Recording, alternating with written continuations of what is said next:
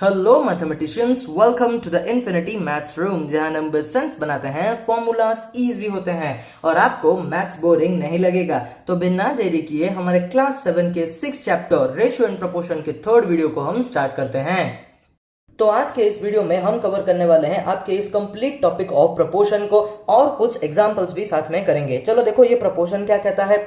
The comparison between the two ratios of the same kind is called proportion। जब आप दो ratios जो कि एक ही तरह के होते हैं उनको आपस में कंपेयर कर रहे हो तो वो होता है हमारा प्रोपोर्शन। अच्छा, ये प्रोपोर्शन क्या है? ये एक ऐसा इक्वेशन होता है जिसे हम कौन से फॉर्म में लिखते हैं, a/b = c/d। कहने का मतलब ये है कि ये जो दोनों ही फ्रैक्शंस है ये आपस में क्या होने चाहिए? इक्विवेलेंट होने चाहिए। Okay, four numbers a, b, c and d are said to be in proportion only when the first makes the ratio with the second is the same as the ratio that the third makes with the fourth। मतलब देखो, चार random numbers no जैसे कि ए, B, सी और D, ये सब आपस में प्रोपोर्शन कब कहलाएंगे? जब आपका ये रेशियो फॉर्म करेगा पहला दूसरे के साथ और वो तीसरा आपके चौथे के साथ, और ये दोनों रेशियोस आपस में क्या होने चाहिए? इक्वल होने चाहिए, तो या फिर इक्विवेलेंट होने चाहिए। जैसे कि हम मतलब प्रोपोर्शन को कैसे लिखेंगे? a/b, ये एक रेशियो फॉर्म हो गया, और ये जो हमारा थर्ड वाला फोर्थ के साथ बनाएगा यानी कि c/d, और ये प्रोपोर्शन वाला सिंबल आप बीच में लगा लेना। हो गया काम आपका। फिर देखो नेक्स्ट आपका क्या कहता है? In a proportion the first and the fourth terms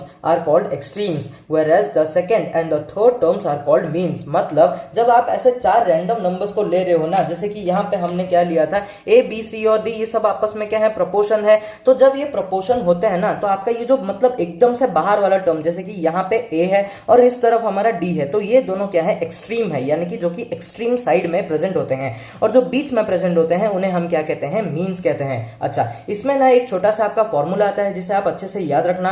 product of extremes is equals to product of means. मतलब एक प्रोपोर्शन तब एग्जैक्टली प्रोपोर्शन फॉर्म करेगा जब आपका जो प्रोडक्ट ऑफ एक्सट्रीम और जो प्रोडक्ट ऑफ मीन होता है वो दोनों आपस में इक्वल होंगे, यानी कि a × d करने से आपको जितना भी मिलेगा उतना ही आपको c × b करने से मिलना चाहिए, तभी वो जो मतलब ये जो पूरा इक्वेशन एक प्रोपोर्शन कहलाएगा।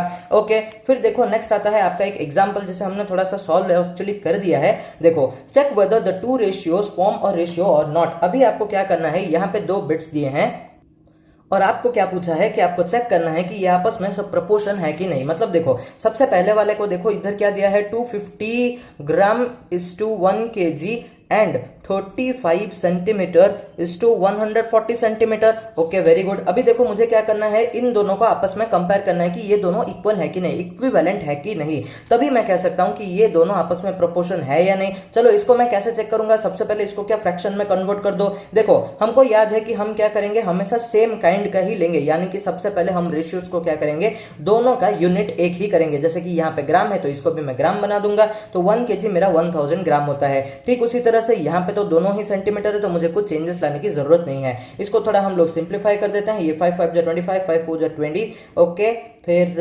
हमारा सॉरी ये 20 होगा। ओके, 5 × 1 = 5 और ये 4, तो ये आया कितना मेरा? 1/4। ठीक उसी तरह से ये 7 में काट लो। ठीक है, 7 × 5 = 35, 7 × 20, ये भी आया मेरा क्या? 1/4। तो अभी देखो, अगर मैंने दोनों ही रेशियोज की वैल्यू सेम आ रही है तो ये दोनों जो रेशियोज है ये आपस में क्या है? प्रोपोर्शनल है। ठीक है, अभी देखो सेकंड वाला बिट, यहाँ पे क्या क्वेश्चन क्या है? ₹10 = 2000 पैसा, ₹10 = 2000 पैसा। Okay, and 7 ml = 14 ml and 7 ml = 14 ml। अच्छा, इसको भी हम सेम फॉर्मेट में ही सॉल्व करेंगे, कुछ अलग नहीं है। देखो 10 रुपए का एज इट इज रहने तो हमारा 2000 पैसा यानी कि 20 रुपए होता है कि नहीं? डन। फिर देखो इसको थोड़ा सिंप्लीफाई करोगे तो आपको कितना मिला? 1/2। इसको भी हम लोग सेम फॉर्मेट में सिंप्लीफाई करेंगे तो मुझे क्या मिल रहा है? 1/2। ये अभी 1/2, ये भी 1/2, तो मैं क्या कह सकता हूं कि ये दोनों रेशियोज आपस में क्या है? प्रोपोर्शनल है। अभी देखते हैं आपके कुछ टाइप्स ऑफ प्रोपोर्शन को। जैसे कि सबसे पहले आता है आपका कंटिन्यूड प्रोपोर्शन। ये क्या है? देखो, नाम सुनने में थोड़ा अजीब लगता है कंटिन्यूड प्रोपोर्शन, लेकिन ऐसा कुछ भी इसमें डिफिकल्ट नहीं है।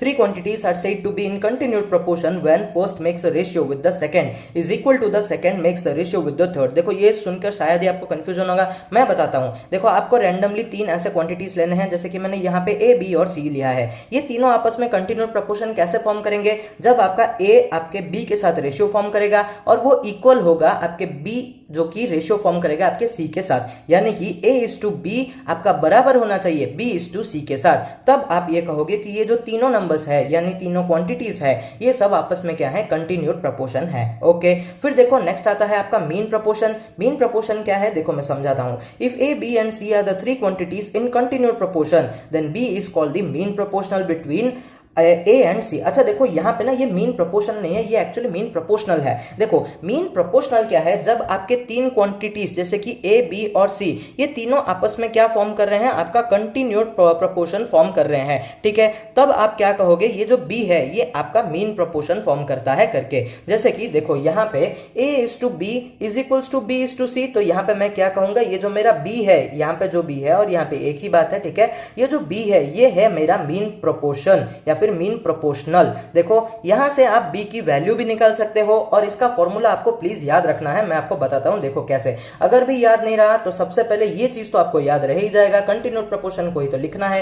A:B is equals to B:C, पहले इसको लिख लो। चलो फॉर्मूला मैं आपको डिराइव करना सिखा देता हूं। आप क्या करो, इसको सबसे पहले फ्रैक्शन में कन्वर्ट कर दो, तो ये A/B is equals to B/C बन जाएगा। बस सिंपल है। इसके बाद आप क्रॉस मल्टीप्लाई करो, जब b को b के साथ मल्टीप्लाई करोगे और a को c के साथ मल्टीप्लाई करोगे तब आपको क्या मिलेगा, एक तरफ आपको b² मिलेगा और दूसरी तरफ आपको ac मिलेगा। ओके, फिर देखो आपको क्या करना है, इस स्क्वायर को दूसरी तरफ भेजना है जो कि इस तरफ आकर क्या होगा, √ओवर बन जाएगा। तो यहां से आपको b यानी कि ये जो है क्या हमारा मीन प्रोपोर्शनल, ठीक है, इसकी वैल्यू निकालने का फॉर्मूला आपको यहां से मिल गया जो कि है b equals to √a multiply c। Okay, ठीक उसी तरह से अभी आता है आपका थर्ड प्रोपोर्शनल। आप किसी टर्म को थर्ड प्रोपोर्शनल कब कह सकते हो, जब आपके तीन क्वांटिटीज जैसे कि ए, बी और सी आपस में कंटिन्यूड प्रोपोर्शन में हो, तब ये जो तीसरा वाला जो टर्म होता है ना, जैसे कि यहाँ पे सी है, ये आपका थर्ड प्रोपोर्शनल कहलाएगा। और इसको फाइंड करने का भी एक फॉर्मूला है जिसे आपको याद रखना है। मैं सबसे पहले आपको डिराइव करना सिखा देता हूँ, आप फॉर्मूला खुद से याद रख लेना। जैसे कि सबसे पहले तो हमको क्या लेना है, कंटिन्यूड प्रोपोर्शन लिखना है, A:B is equals to B:C, done. उसके बाद हम क्या करेंगे, कन्वर्ट करेंगे इसको अपने फ्रैक्शन में, तो ये A/B is equals to B/C बन गया। फिर क्या करना है, क्रॉस मल्टीप्लाई, तो ये B मल्टीप्लाई B बन गया मेरा B² और A मल्टीप्लाई C बन गया मेरा AC। अच्छा अभी देखो भाई, आप यहाँ पे कंफ्यूज हो जाओगे कि यहाँ मतलब ये पिछले वाले में जब हमने मीन प्रोपोर्शन किया था, मीन प्रोपोर्शनल किया था, वहां पे भी तो यही वाला टर्म आया था कि नहीं, B² इक्वल्स टू A×C, सही है, इतना ही आएगा। लेकिन अभी हमको निकालना क्या है, इस C की वैल्यू निकालनी है। तो आपको याद रखना है कि आपको जिसकी भी वैल्यू निकालनी है उसको अकेले छोड़ना है। तो यहाँ पे जो a multiply C is equals to B² है ना, तो यहाँ पे मुझे c की वैल्यू निकालनी है, तो मैं c को अकेला छोड़कर a को दूसरी तरफ भेज दूंगा, तो मुझे क्या मिलेगा, B²/A, यानी कि यहाँ पे मेरी c की वैल्यू क्या है, B²/A। अच्छा ठीक वैसे ही जैसे यहाँ पे आपने b की वैल्यू कैसे निकाली थी, आपको b की वैल्यू चाहिए थी, आपने उसको क्या किया, अकेले छोड़ दिया। अच्छा आप बताओगे यहाँ पे भी तो नहीं नहीं, यहाँ पे अकेला नहीं था, यहाँ पे दो बीस थे, तो एक b को मतलब जब हमने क्या मल्टीप्लाई किया वो स्क्वायर बन गया, तो स्क्वायर को हमने दूसरी तरफ भेज दिया। यानी कि कहने का मतलब यह है, जिस टर्म को आप निकालना चाहते हो ना उसको कंप्लीटली अलोन छोड़ना है। यहाँ पे पावर भी कुछ होना नहीं चाहिए, इसके आगे कोई नंबर या तो फिर कोई दूसरा टर्म एग्जिस्ट नहीं करना चाहिए, उसको अकेले छोड़ो, बाकी सबको दूसरी तरफ ले जाओ, तो आपको वो जो फॉर्मूला है या फिर उसकी वैल्यू जो भी कहो वो आपको आसानी से मिल जाएगी। नेक्स्ट आता है आपका फोर्थ प्रोपोर्शनल। अरे भाई ये क्या है, अब तक तो हम कंटिन्यूड प्रोपोर्शन ले रहे थे, वहां पे तो सिर्फ तीन क्वांटिटीज थे, ठीक है सही बात है, कंटिन्यूड प्रोपोर्शन में सिर्फ तीन क्वांटिटीज थे और उसी के दो पार्ट्स थे, आपका मीन प्रोपोर्शनल और एक थर्ड प्रोपोर्शनल। लेकिन जब बात आपके फोर्थ प्रोपोर्शनल पे आती है तब आपको चार क्वांटिटीज लगेंगे। देखो जैसे कि A, B, C और D, और ये चारों अगर आपस में प्रोपोर्शन में है तो आपका जो D वाला जो टर्म होगा वो होगा आपका फोर्थ प्रोपोर्शनल। और उसकी वैल्यू आप कैसे निकालोगे, देखो सबसे पहले आपको ये रेशियो या फिर प्रोपोर्शन जो भी है इसका इक्वेशन सबसे पहले अच्छे से लिख देना है। फिर आपको क्या करना है, कन्वर्ट करना है इसी रेशियो को हमारे फ्रैक्शन फॉर्मेट में। फिर आप क्रॉस मल्टीप्लाई कर दो जो कि आपको मिलेगा A multiply D is equals to C multiply D। अभी मुझे किसकी वैल्यू चाहिए भाई, D की वैल्यू चाहिए, तो मैं क्या करूंगा, D को अकेले छोड़ दूंगा और बाकी जो भी है उसके साथ उसको दूसरी तरफ भेज दूंगा। तो यहाँ पे D को मैंने अकेला छोड़ा और जो A था वो दूसरी तरफ चला गया और हो गया डिवाइड। तो यहाँ से आपको फोर्थ प्रोपोर्शनल का फॉर्मूला या फिर वैल्यू जो भी कहो वो मिल गया, जो कि है आपका D इक्वल्स टू BC/A। और अभी आता है आपका बहुत ही ज्यादा इंपॉर्टेंट टॉपिक जो कि है आपका कंपाउंडेड रेशियो। देखो ये ज्यादा कॉम्प्लिकेटेड है नहीं, सबसे पहले आप थोड़ा सा डेफिनेशन वाइज देख लो, फिर मैं आपको अच्छे से समझा दूंगा। If A B C and D are in proportion, अगर चार ऐसे क्वांटिटीज है जो कि प्रोपोर्शन में है, then compounded ratio is equal to, तब आप कंपाउंडेड रेशियो को कैसे निकालोगे, the ratio of the product of antecedents of the ratios to the product of consequents of the ratio. यानी कि अगर ऐसे चार आपका क्वांटिटीज जो कि प्रोपोर्शन में है तो हम कुछ इस तरह से लिख सकते हैं a is to B is proportion to c is to d। तो अभी देखो बताओ एंटीसीडेंट्स क्या है आपके रेशियोज के फर्स्ट वाले टर्म्स, तो यहाँ पे a हमारा एक एंटीसीडेंट है और c मेरा एक एंटीसीडेंट है। क्योंकि a is to b ratio में मेरा a सबसे पहले आता है तो ये एक एंटीसीडेंट हुआ, और c is to d ratio में मेरा c सबसे पहले आता है तो ये भी एक एंटीसीडेंट हुआ। तब आपको क्या करना है, दोनों एंटीसीडेंट्स का क्या करना है, प्रोडक्ट निकालना है। ठीक उसी तरह से आपको कॉन्सिक्वेंस का भी प्रोडक्ट निकालना है, यानी कि a मल्टीप्लाई c करो और b मल्टीप्लाई d करो और दोनों को रेशियो फॉर्मेट में लिख दो, वही है आपका कंपाउंडेड रेशियो। देखो अगर इस तरह से समझ में नहीं आया, सब आपको क्या करना है, देखो इस इक्वेशन को सबसे पहले कन्वर्ट कर दो आपके फ्रैक्शनल फॉर्मेट में, फिर सीधा सीधा मल्टीप्लाई करके डिवाइड करके लिख दो, यानी कि a मल्टीप्लाई c लिख दो, ठीक है, और फिर नीचे b मल्टीप्लाई d लिख दो, हो गया। और इसको फिर आप कन्वर्ट कर दो आपके रेशियो में तो भी आपको यही चीज मिलेगा, ठीक है। ये था आपका कंपाउंडेड रेशियो। अभी देखो नेक्स्ट आता है आपके लिए एक बहुत ही प्यारा सा एग्जांपल जो कि है आपका एग्जांपल नंबर 9। यहाँ पे क्वेश्चन क्या कहता है, देखो if a is to b is equals to 4 is to 5 and b is to c is equals to 6 is to 5, find a is to c, also find a is to b is to c। देखो मैं आपको पहले बता देता हूँ आपको इसको solve कैसे करना है। देखो मेरे से एक गलती हो गया था, एक्चुअली मैंने जो वीडियो शूट किया वहां पे थोड़ा सा गड़बड़ हो गया, वो शूट हुआ ही नहीं और मैं पढ़ाता चला गया, तो इस वजह से यहाँ पे आंसर्स रिटर्न है, ठीक है। लेकिन फिर भी मैं आपको अच्छे से समझा देता हूँ। देखो सबसे पहले आपको क्या लिखना है, आपका गिवन डेटा लिखना है जो भी क्वेश्चन में दे रखा है। a is to b equals to 4 is to 5 दिया है और b इज टू c मुझे क्या दिया है, 6 इज टू 7 लिखा है। इसको मैं क्या करूंगा, कन्वर्ट कर दूंगा मेरे फ्रैक्शनल फॉर्मेट में ताकि मुझे सॉल्व करना बहुत ही ज्यादा इजी हो जाए। तो कुछ इस तरह से दिखेगा, ओके डन। अभी मुझे पूछा क्या है, देखो भाई मुझे पूछा है a इज टू c की वैल्यू निकालो, यानी कि a अपॉन c की वैल्यू निकालो और a is to b is to c की वैल्यू भी निकालो। तो सबसे पहले मुझे ये निकालना है। अच्छा देखो अभी आप लोग कुछ बहुत ज्यादा चतुर होंगे तो आप क्या करोगे, यहां से a की वैल्यू उठाओगे 4 यहां पे डाल दोगे और यहां से आप c की वैल्यू उठाओगे 7 डाल दोगे, तो ये बन जाएगा आपका a अपॉन c 4/7, जो कि आपका कंप्लीटली रॉन्ग हो जाएगा। क्यों? क्योंकि अगर आप अच्छे से देखोगे तो यहाँ पे b की वैल्यू है 5 और यहाँ पे आपके b की वैल्यू है 6,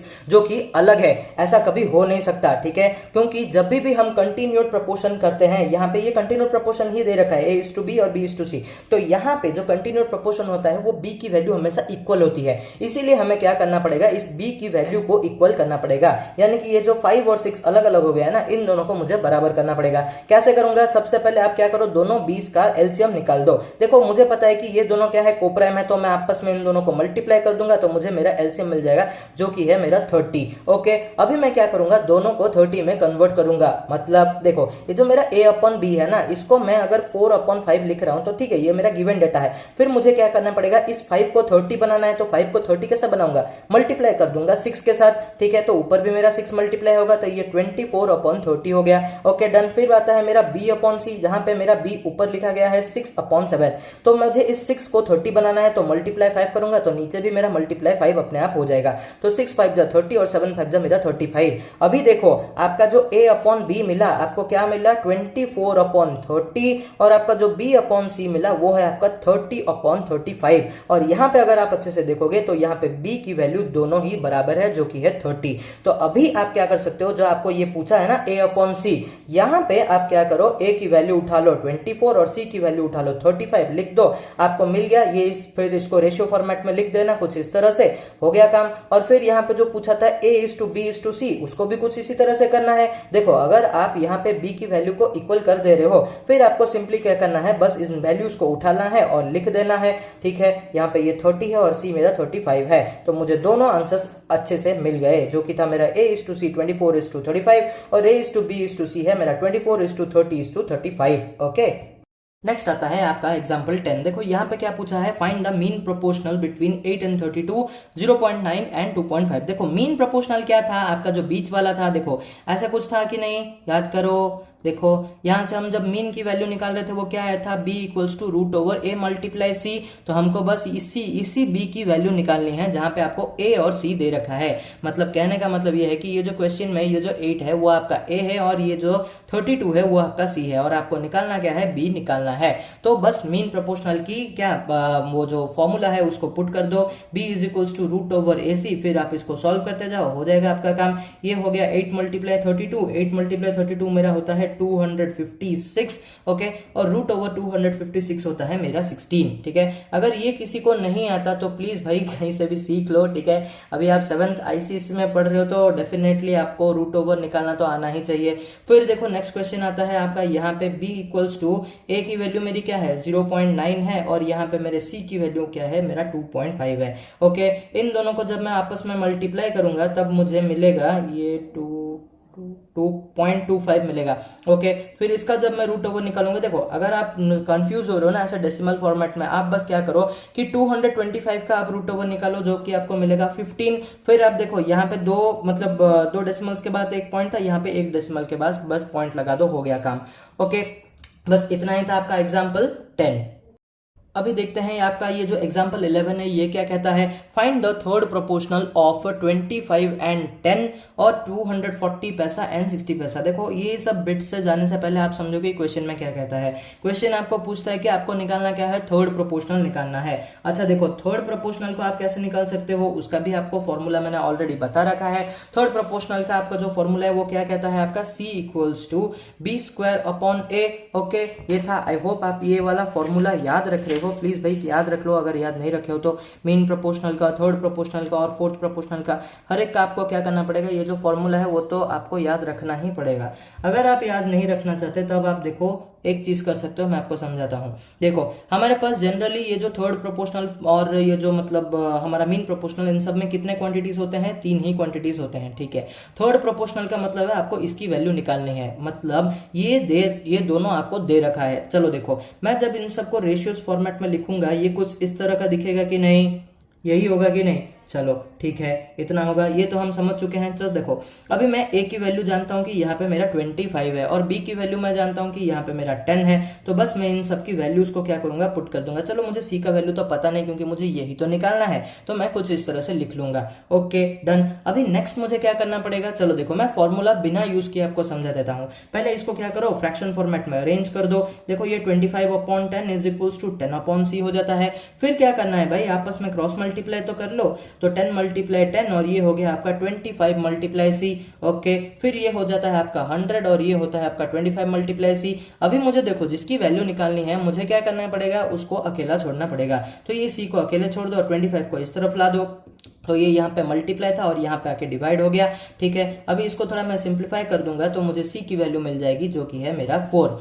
ओके डन। अगर आपको फॉर्मूला याद नहीं है तो आपको ये सब कुछ करना पड़ेगा, ठीक है। अगर आप इस चीज को समझ चुके हो, जैसे कि आपको थर्ड प्रोपोर्शनल निकालना है, आपको ये फॉर्मेट लिखना आ गया, तो बस हो गया काम। अगर ये सब नहीं करना है भाई तो आपको क्या करना पड़ेगा, डायरेक्टली आपको ये फॉर्मूला पुट करना ही पड़ेगा और आपके पास कोई ऑप्शन नहीं है। जैसे कि देखो यहाँ पे मेरे a की वैल्यू ये 240 पैसा है और मेरे b की वैल्यू 60 पैसा है, तो देखो अगर मैं डायरेक्टली ये जो फॉर्मूला पुट करूंगा तो ये b स्क्वायर यानी कि 60 का स्क्वायर अपॉन 240 होता है। चलो मैं इसको ना पूरा सॉल्व करके दिखा देता हूं आपको, चलो ठीक है हो जाएगा, ऐसा कुछ नहीं है। चलो इसको मैंने सिंप्लीफाई करना स्टार्ट कर दिया है। चलो 6 4 जा 24 होता है, 6 6 जा 36 और ये 0 आ गया। फिर ये 4 हमारा 60 के साथ 15 टेबल में चला जाएगा, तो देखो 4 15 जा मेरा कितना होता है 60 होता है, तो c का वैल्यू मुझे यहाँ पे क्या मिला 15 मिला। तो देखो भाई अभी मैंने आपको दोनों तरीके से समझा दिया, अब आप पे डिपेंड करता है कि आपको कौन सा वाला तरीका कंफर्टेबल लगता है, आप किस में कॉन्फिडेंट फील करते हो कि मैं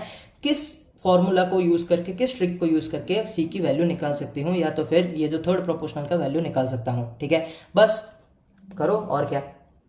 बढ़ते हैं हमारे एग्जाम्पल 12 की तरफ। देखो यहाँ पे आपको फोर्थ प्रोपोर्शनल की वैल्यू निकालनी है। यहाँ पे आपको 3 क्वांटिटीज ऑलरेडी दे रखा है, आपको अच्छे से ये तो याद ही होगा कि फोर्थ प्रोपोर्शनल में हमारे 4 क्वांटिटीज होते हैं, जो कि होता है हमारा a b c और d, और ये सब आपस में जब प्रोपोर्शनल होते हैं तो कुछ इस तरह से दिखते हैं, ठीक है। ये c इज टू d होता है। अच्छा चलो अगर मुझे 3 क्वांटिटीज दे रखा है और फोर्थ प्रोपोर्शनल पूछा है, यानी कि मुझे d की वैल्यू पूछी है और ये तीनों दे रखा है, तो मैं क्या करूंगा, इन तीनों की वैल्यू को अच्छे से पुट कर दूंगा। देखो जिस सीक्वेंस में दिया है उसी सीक्वेंस में आपको वैल्यू पुट करना है, अलग अलग मत कर देना, आप अपने हिसाब से यहाँ पे 4 ला दोगे 3 इधर, नहीं नहीं नहीं, ऐसे नहीं, जिस सीक्वेंस में दिया हम उसी सीक्वेंस में ही पुट करेंगे, वरना गलत हो जाएगा। चलो ठीक है, अभी मैं क्या करूंगा, इस चीज को मैं क्या करना है, मुझे फ्रैक्शन में अरेंज करना है। चलो मैंने फ्रैक्शन में भी कन्वर्ट कर दिया। अभी मैं क्या करूंगा, क्रॉस मल्टीप्लाई करूंगा। ठीक है, तो ये मेरा 3 मल्टीप्लाई डी बनता है और ये मेरा 4 मल्टीप्लाई 12 होता है। ठीक है, ये मेरा 4 है, प्लीज एडजस्ट कर लेना भाई। ठीक है, कभी कभी हो जाता है मेरा हैंडराइटिंग खराब।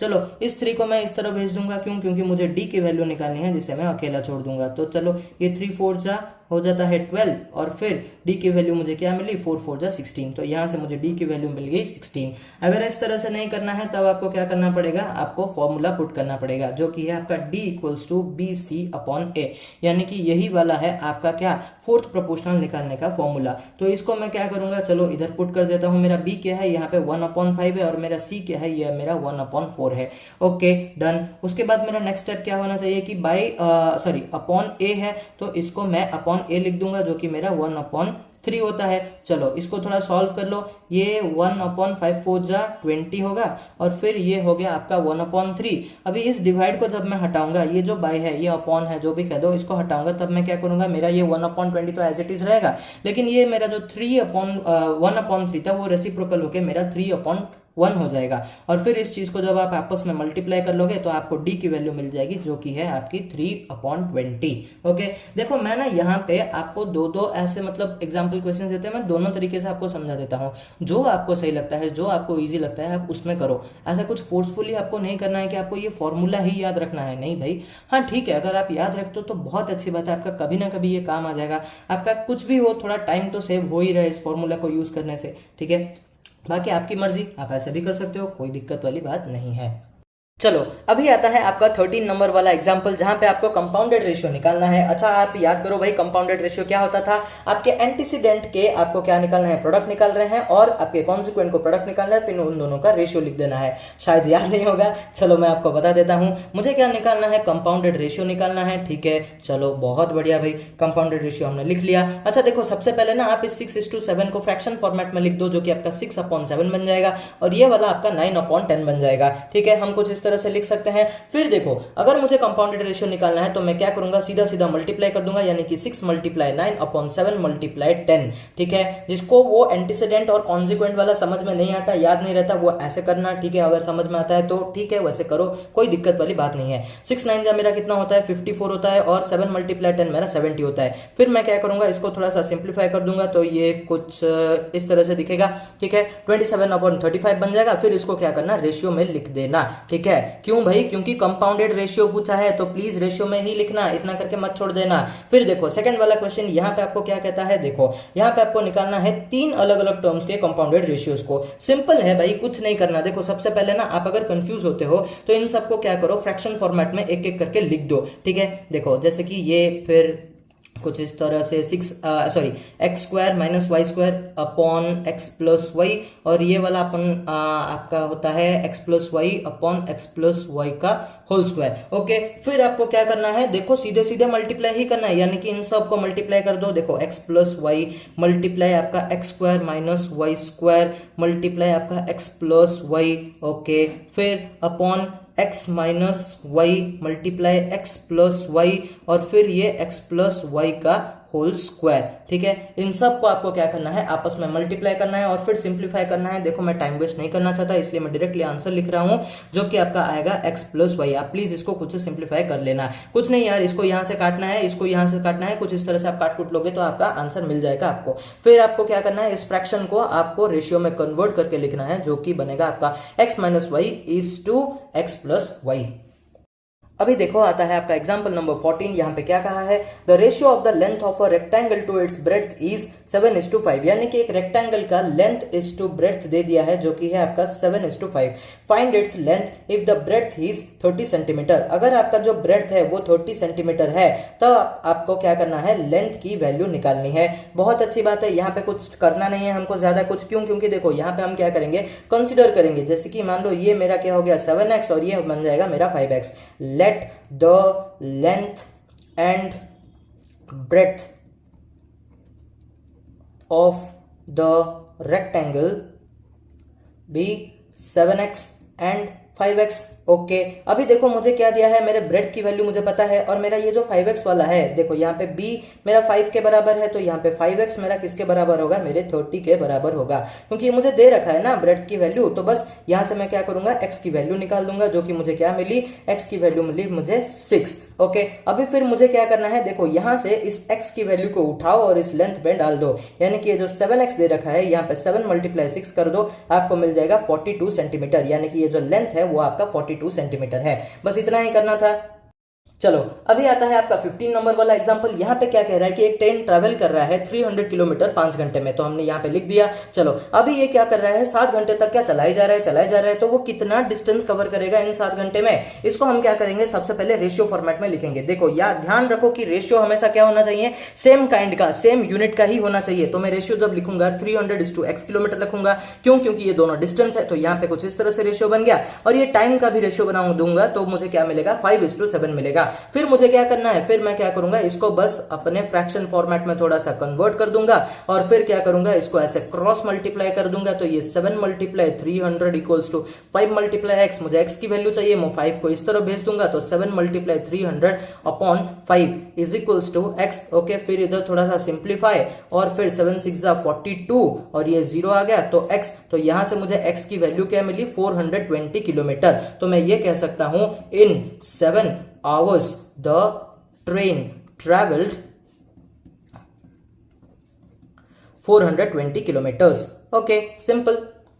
और अभी फाइनली आता है आपका एग्जाम्पल नंबर 16, जो कि लास्ट वाला एग्जाम्पल है। ये एग्जाम पॉइंट ऑफ व्यू से बहुत ही ज्यादा इंपॉर्टेंट है, तो प्लीज ध्यान से सुनना और 1-2 बार प्रैक्टिस कर लेना। क्वेश्चन क्या कह रहा है, देखो, a building cast a shadow that is 432 metre long, at the same time a 2 metre long man cast a shadow 6 metre long. मतलब देखो एक 2 मीटर वाला आदमी है, ठीक है, चलो मैं, अरे यार छोड़ो, देखो ये इसकी जो हाइट है, ये जो आदमी की, ये 2 मीटर है, इसका जो शैडो फॉर्म हो रहा है ना, वो 6 मीटर लंबा फॉर्म हो रहा है, ठीक है, होता है ना ऐसे, थोड़ी बराबर होता है। अभी जैसे कि देखो यहाँ पे मेरा उंगली थोड़ा सा छोटा है, लेकिन अगर आप देखोगे तो शैडो थोड़ा बड़ा फॉर्म हो रहा है, ठीक है। ठीक उसी तरह से ये जो 2 मीटर वाला आदमी है, उसका शैडो कितना फॉर्म हो रहा है, 6 मीटर लंबा फॉर्म हो रहा है। ठीक उसी तरह से एक बिल्डिंग है जिसकी हाइट हमें नहीं पता, लेकिन उसका जो वो शैडो फॉर्म हो रहा है, वो हो रहा है मेरा 432 मीटर लॉन्ग। तो अभी मुझे पूछा क्या है कि इस बिल्डिंग की हाइट निकालो। चलो हम मान लेते हैं कि इस बिल्डिंग की हाइट x है। अभी मैं चीज को रेशियो में लिखूंगा, तो क्या लिखूंगा, याद करो, मुझे सेम काइंड का ही रेशियो फॉर्म करना है, तो शैडो को शैडो का फॉर्म करूंगा, यानी कि 432:6, और मेरा जो ये वाला मतलब फॉर्म होगा, तो ये मेरा क्या फॉर्म होगा, x:2। चलो फिर मुझे क्या करना है, देखो इसको बस प्रोपोर्शनल फॉर्मेट में लिख दो, यानी कि कुछ इस तरह से लिख दो, 432:6 इज प्रोपोर्शनल और इक्वल, जो भी लिखो, x:2। फिर इसको हम क्या करेंगे, 432/6 = x/2 करेंगे। फिर मुझे क्या करना पड़ेगा, क्रॉस मल्टीप्लाई करना पड़ेगा, तो ये 432 × 2 = x × 6। इसके बाद इस x को यहाँ पे अकेला रखो और 6 को इस तरफ भेज दो, तो ये यहाँ पे आकर क्या होगा, डिवाइड हो जाएगा। और फिर आपको काट कूटने के बाद क्या मिलेगा, आपको वैल्यू मिल जाएगा। चलो हम काट कूट देते हैं, 2 × 3 = 6, ओके, 3 × 1 = 3 और ये 144। तो आपका जो x का वैल्यू क्या है, वो है आपका 144 मीटर, यानी कि आपका जो बिल्डिंग का हाइट है वो आपका है 144 मीटर। ठीक है, बस इतना ही था। और यहाँ पे आपके जितने भी प्रपोर्शन रिलेटेड टॉपिक्स थे, जितने भी प्रपोर्शन रिलेटेड एग्जांपल्स थे, हमने इस वीडियो में कंप्लीटली कवर कर दिया। नेक्स्ट वीडियो में हम करेंगे आपका एक्सरसाइज 6.2। तब तक आप प्लीज ये सारे एग्जांपल्स को 2-3 बार प्रैक्टिस करना और उस फॉर्मूलाज को, जो कि mean proportional, third proportional, fourth proportional, उन सबको अच्छे से याद रख लेना, आपके बहुत काम आएगा। ठीक है, चलो मिलते हैं आपके नेक्स्ट वीडियो में, तब तक के लिए बाय बाय, टेक केयर।